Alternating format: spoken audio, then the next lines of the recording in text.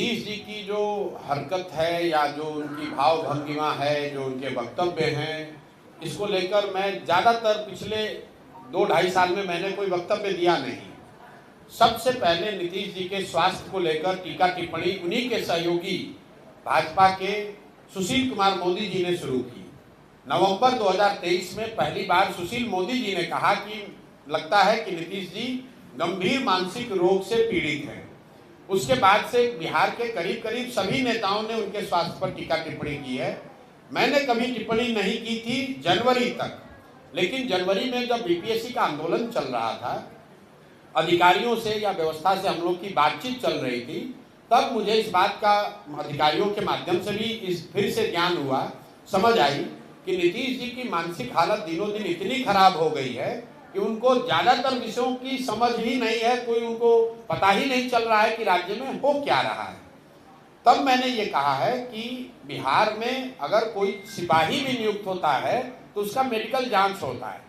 कोई भी नौकरी, अगर आप पत्रकार हैं, अगर आप मानसिक तौर पर स्वस्थ नहीं है तो आपको पत्रकारिता की अनुमति नहीं दी जाएगी। ऐसा कैसे है कि 13 करोड़ लोगों के राज्य के मुख्यमंत्री, उनके मानसिक स्वास्थ्य की स्थिति को लेकर रोज चर्चा टिप्पणी हो रही है और सरकार की ओर से कोई वक्तव्य नहीं है, सरकार ने उसका कोई संज्ञान नहीं लिया।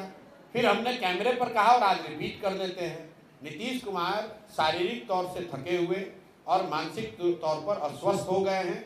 और अगर इसका प्रमाण आपको जानना है तो खाली आप खड़े होकर नीतीश कुमार जी से उनके मंत्रिपरिषद के सदस्यों का नाम पूछ लीजिए।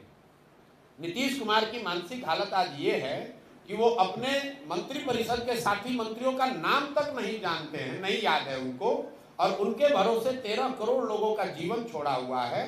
तो नीतीश कुमार जी की तो गलती है ही, उन्हें इस्तीफा देना चाहिए क्योंकि वो स्वस्थ नहीं है। लेकिन उससे भी बड़ा दोष उनके सहयोगी दल भाजपा का है, क्योंकि ये नहीं संभव है कि देश के प्रधानमंत्री और गृह मंत्री को ये पता नहीं है कि मुख्यमंत्री नीतीश कुमार की मानसिक हालत या उनकी स्वास्थ्य की स्थिति क्या है। बावजूद इसके वो लोग नीतीश कुमार को सामने खड़ा करके राजनीतिक रोटी सेक रहे हैं। इसलिए मुझे लगता है कि इसके लिए भाजपा भी बराबर की गुनाहगार है, जो ये समझती है कि बिहार की जनता को मूर्ख बनाकर किसी तरह वोट ले लो और अगर कहीं जीत मिल गई तो नीतीश को हटाकर अपना भाजपा का मुख्यमंत्री बना लो। ये उनकी रणनीति है। इसलिए मुझे लगता है कि नीतीश जी तो बीमार है ही, लेकिन उस बीमार व्यक्ति को जनता के ऊपर थोप के रखना, मुख्यमंत्री बनाए रखना, इसका ये जो गुनाह है ये भाजपा कर रही है और भाजपा के लोगों को इसका जवाब देना चाहिए।